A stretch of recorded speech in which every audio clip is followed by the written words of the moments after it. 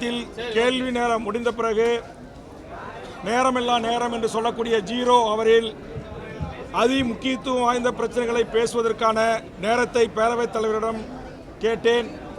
பேரவைத் தலைவர் அவர்கள் ஒரு சில நிமிடம் எனக்கு வாய்ப்பு தந்தார்.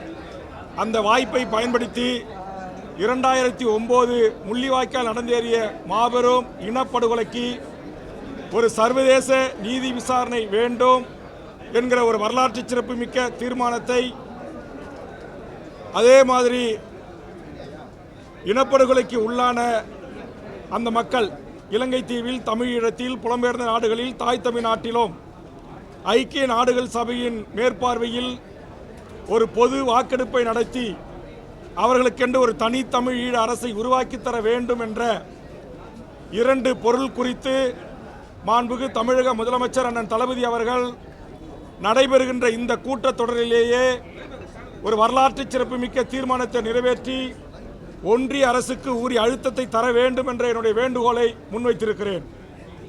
ஏற்கனவே அதிமுக ஆட்சியில் அம்மையார் ஜெயலலிதா அவர்கள் ஈழத்தில் நடந்தது இனப்படுகொலை என்றும் அதற்கு சர்வதேச நீதி விசாரணை நடத்தப்பட வேண்டும் என்றும் பொது வாக்கெடுப்பின் ஊடாக தனித்தமிழீழ அரசை உருவாக்கி தர வேண்டும் என்கிற தீர்மானத்தை நிறைவேற்றி ஒன்றிய அரசுக்கு தந்திருக்கிறார்.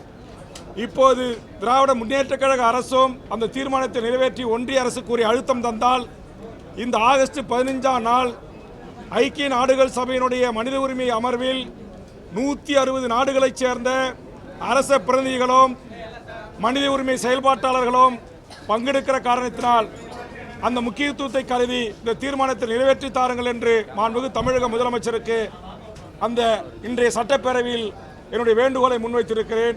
முதலமைச்சர் அவர்களை கைகூப்பி நான் வேண்டுகோள் வைத்த போது நான் கண்டிப்பாக செய்கிறேன் என்கிற ஒரு சைகை எனக்கு தந்திருக்கிறார். நிச்சயம் செய்வார் என்ற நம்பிக்கையோடு எனது அருமை பத்திரிகை ஊடக நண்பர்களின் வாயிலாக தமிழ்நாட்டில் இருக்கிற தமிழர் அமைப்புகளும் தமிழ் தேசிய அமைப்புகளும் தமிழ் ஈழ விடுதலையை ஆதரிக்கிற, தமிழ் ஈழத்தில் நடந்த இனப்படுகொலை என்று சொல்லுகின்ற கட்சிகளும் என்னுடைய இந்த கோரிக்கைக்கு வலு சேர்க்கின்ற வகையில் முதலமைச்சருக்கு கடிதங்களும் வேண்டுகோளை முன்வைக்க வேண்டும். நம்முடைய முதலமைச்சர் அமெரிக்காவுக்கு சென்ற போது உலக தமிழருடைய அமைப்புகளும் அமெரிக்கா தமிழ்ச்சங்கமும் அமெரிக்காவில் வாழ்கின்ற பல்வேறு தமிழ் அமைப்புகளும் ஈழத்தமிழர்களும் ஒன்று கூடி இந்த வேண்டுகோளை முன்வைத்திருக்கிறார்கள். அதையும் நான் சுட்டிக்காட்டியிருக்கிறேன். இப்படி ஒரு தீர்மானத்தை நிறைவேற்றி தர வேண்டும் என்று முதலமைச்சரை சந்தித்து கடந்த சில மாதங்களுக்கு முன்பாக ஒரு கடிதத்தையும் முதலமைச்சர் கரங்களிலே நான் தந்திருக்கிறேன்.